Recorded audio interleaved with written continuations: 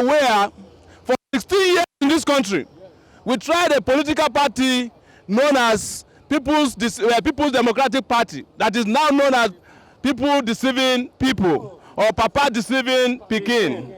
Then we move on a few years ago, precisely some 18 months ago, another political party known as the All Progressives Congress, that we now know as All Present Criminals.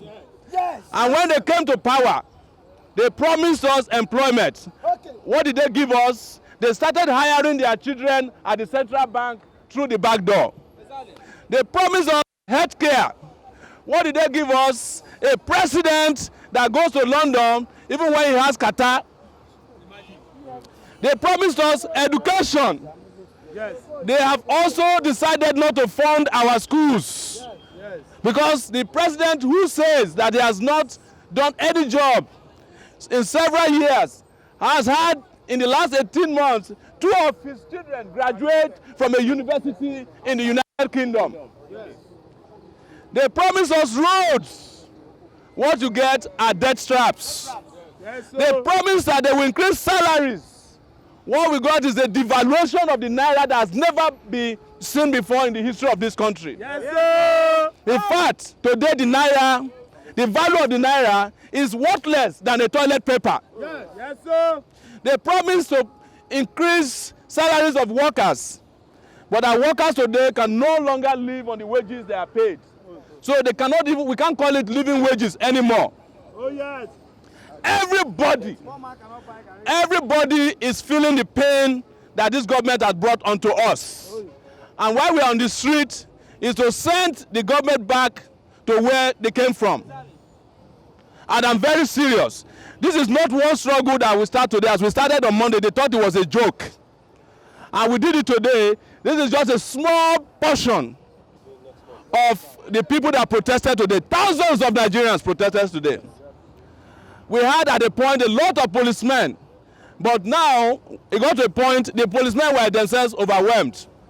But let us also tell the policemen that they are also suffering, because between us and the police we go to the same market. Between us and the soldiers, the Mami market does not have a different currency. Yes. Alomo costs the same inside Mami market as it costs in the regular market in Ketu. Yes. The same thing happens to tomato, gari, and all other staples that we manage with in this country. Rice has now even become, it has become gold in this country. The other day, the president, the vice president, the acting president called a meeting, the most stupid meeting I've ever had before, of people, a committee to look into how to provide food. For God's sake, if you don't have food, you fucking create farms and grow food. You don't set up a committee of pot-bellied politicians who will still be sharing sitting allowances that could have been used to help ourselves. But what is the most cardinal point of this government? The government tells us they are going to be fighting corruption, right? Yes. And what are they doing? This government, in fact, is participating. The government has codified corruption in the DNA of Nigeria. Most members of this regime are involved in monumental corruption. The Senate President of Nigeria is one of the most corrupt people you can find in any place in the world. Yes. In fact, on my way here, it has just been discovered again that 2.5 billion naira was traced to his account from deductions that were sent to governors and states from the Paris Club refund. And each governor has stolen 400 million naira already from that deduction alone. And that is why you wonder sometimes who the policemen should be after. Is it the criminals? Is it the criminals or the Nigerians that who are suffering? And we are glad that you are walking away, but you should not walk away. You should come and hear from us. You understand? You should come and learn about your socio-economic conditions from us. Because your DPO will never tell you. Your area commander will never tell you. Your commissioner of police will never tell you. And the bank manager of the Nigeria Police Bank, that is the Inspector General of Police, will never tell you the truth. So, our people, we are calling on you not to relent until we achieve victory.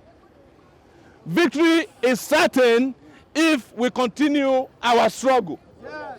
And this struggle we are continuing, that we have just started, is bound to consume even the government that claims to be a child of a struggle. Oh, yes. As you have heard, when we started the struggle, they were telling us that we needed permission to march on the streets of Lagos and elsewhere. And we said to them, it is our right to march anywhere we want. They prevailed on their musician to pack, Two-Face. And we brought over our own One-Faces in thousands, and they all ran away. And of course, we brought Charlie Boy as well, who is not here today because the man is 65 years old. But he has been doing this struggle since Monday. But let me tell you, this is very important. This is a struggle for the young people of this country. It is not the struggle of old people. There are over 65% of us who are below the age of 35. That is over 100 million people. Please, do not be afraid. It doesn't matter whether you are from the east or south, or the northeast, or the north central, or the southwest. All those things are just socio-political, geopolitical divisions to confuse you. When they want to steal, there's no south, there's no northeast, there's no north central, there's just one central of thieves in this country. So we want you not to relent, and don't be another thief. And you now have to choose between two thieves. We don't even know if our president will make it in 2019. When people say that the man is sick or is dead, I don't care. Because this is not the first time Nigeria will be ruled by a dead person. You know, Yar'Adua was dead for several months. Nigeria was going on. So when he was around, what was he doing for us anyways?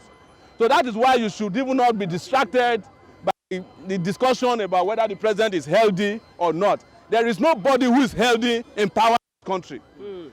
A lot of them are physically handicapped. And most of them are mentally insane. Otherwise, how do you steal money that you can even not spend? How do you buy expensive cars and you forget the roads upon which to drive them? How do you have kids and you forgot schools to send them? How do you know that you become sick and you forgot to equip hospitals that can save your life when it's very important? And how do you know that you'll be hungry and you refuse to grow food? That is Nigeria of today. Again, this is going to be one of my longest speeches. Now, I'm not going to be talking too much. It's going to be action, action, action. Thank you, my people. Sir.